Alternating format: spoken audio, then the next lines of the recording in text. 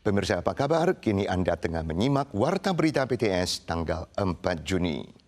Presiden Amerika Serikat Donald Trump baru-baru ini mengatakan bahwa penjualan senjata senilai 14 miliar dolar Amerika ke Taiwan yang masih menunggu persetujuan merupakan alat tawar-menawar yang bagus.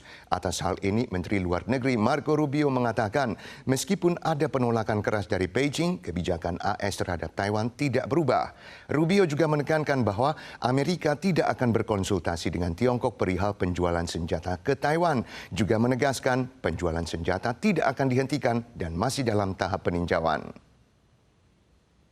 Menteri Luar Negeri Amerika mengemukakan pada sidang Kongres tanggal 2 bahwa penjualan senjata senilai 14 miliar dolar Amerika yang menunggu persetujuan masih dalam peninjauan di Gedung Putih. Ia juga menegaskan, kendati Tiongkok terus mengungkit isu penjualan senjata Amerika ke Taiwan, hal ini tidak akan menunda pengambilan keputusan Gedung Putih. There's been no change to U.S. policy towards Taiwan.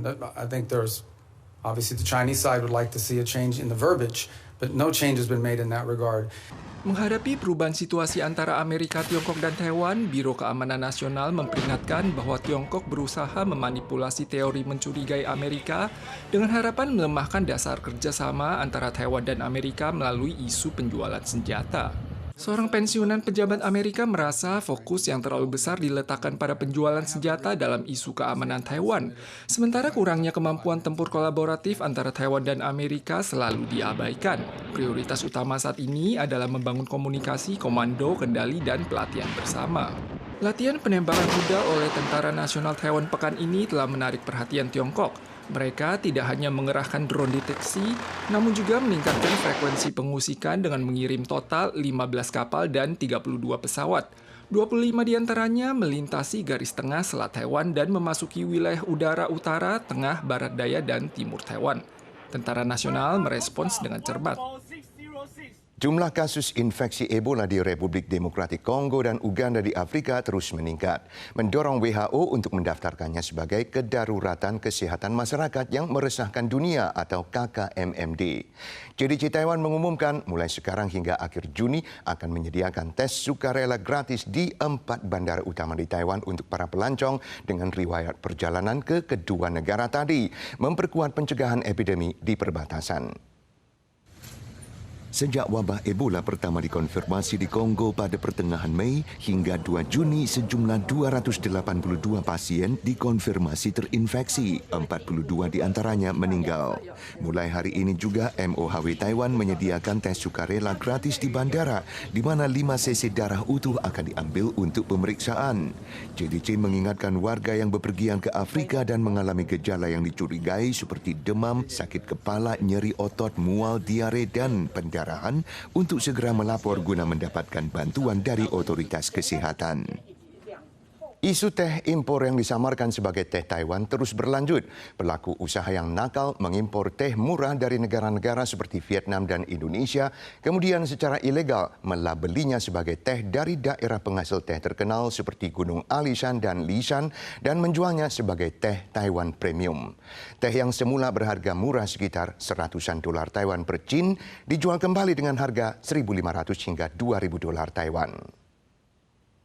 Masukkan daun teh ke dalam teko, seduh dengan air panas, secangkir teh dengan aroma dan cita rasa wangi siap disajikan. Pelanggan yang membeli teh bukan cuma peduli pada rasa dan harga produk semata.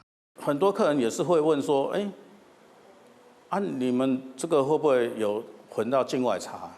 Pedagang nakal mengimpor teh murah dari Vietnam, Indonesia, dan Myanmar seharga $70 hingga $250 Taiwan per cin, atau mengirim teh Tiongkok ke lokasi pihak ketiga untuk menyamarkan asal-usul produk, lalu menjualnya sebagai teh gunung tinggi Taiwan. Guna mendongkrak harga jual, pelaku usaha bahkan mendaftarkan produk teh imitasi ke ajang kompetisi KUD untuk meraih juara. Setelah disepuh lapisan emas, produk dijual seharga $1.500 hingga $2.000 Taiwan per cin. Setelah dikemas ulang, harga teh impor senilai ratusan dolar Taiwan ini langsung naik 28 kali lipat. 进口来，然后他们有一批人就把它换了包装，就把越南的包装换成 Made in Taiwan， 然后就有的销到加拿大，有的销到美国，有的销到韩国去，销到日本去这样子。Selain demi meraup keuntungan, mencampur teh impor dengan produk lokal juga merusak reputasi petani dan pedagang teh Taiwan, serta menimbulkan ketidakpercayaan konsumen. Oleh sebab itu, seluruh kalangan mulai dari pemerintah, sektor industri hingga konsumen sendiri perlu meningkatkan upaya antisipatif. CEO Nvidia Jensen Huang mengadakan jamuan makan tradisional Taiwan di Taipei Music Center (TMC), menyiapkan 55 meja untuk berterima kasih kepada timnya di Taiwan. Huang juga membawa orang tua dan keluarganya untuk merasakan budaya jamuan makan ala Taiwan untuk pertama kalinya. Dia dijadwalkan mengakhiri kunjungan 2 minggu di Taiwan dan berangkat ke Korea Selatan malam nanti. Hadir bersama orang tua dan keluarganya dialah CEO Nvidia Jensen Huang. Tanggal 3 malam, Huang mengadakan jamuan makan tradisional Taiwan di TMC, menyiapkan 55 meja di bawah tenda di tepi jalan, lengkap dengan layanan catering dan karaoke untuk berterima kasih kepada karyawannya di Taiwan. Jadwal perjalanan Huang ke Taiwan kali ini sangat padat, mencakup menghadiri Computex sepanjang 2 hari. Malam ini Huang akan berangkat ke Korea Selatan, di mana dia diperkirakan bertemu dengan para eksekutif dari Naver, LG, dan Hyundai Motor pada hari Jumat. Melalui lisensi teknologi dari Amerika Serikat, Institut Sains dan Teknologi Nasional Zhongshan NCSIST mengadopsi prototipe robot anjing Ghost milik militer AS dan menggabungkannya dengan teknologi penelitian dan pengembangan sendiri untuk menciptakan 3 robot anjing yang dapat melakukan misi inspeksi, pengintaian, dan serangan. Dalam pameran tanggal 2, robot anjing Kwangta yang dikembangkan oleh Institut Sains dan Teknologi Nasional Zhongshan berpatroli di sepanjang pagar pembatas kamp militer. Dilengkapi dengan modul sensor, robot ini dapat menyusun informasi dan melakukan inspeksi secara mandiri, bahkan mampu menghindari rintangan secara otomatis lewat fungsi pencitraan termal. 陌生人从围篱外跳进来，他针对这个陌生报警驱离，画面会回传为控制中心，控制中心掌握状况之后，马上通知警戒前往处理。 Pakar mengadopsi prototipe robot anjing Ghost yang digunakan militer Amerika saat ini dengan memadukan fungsi sensor, peralatan optoelektronik, dan sistem artileri yang dikembangkan secara independen untuk menciptakan robot anjing Kwangta, robot anjing pengintai, dan robot anjing tempur.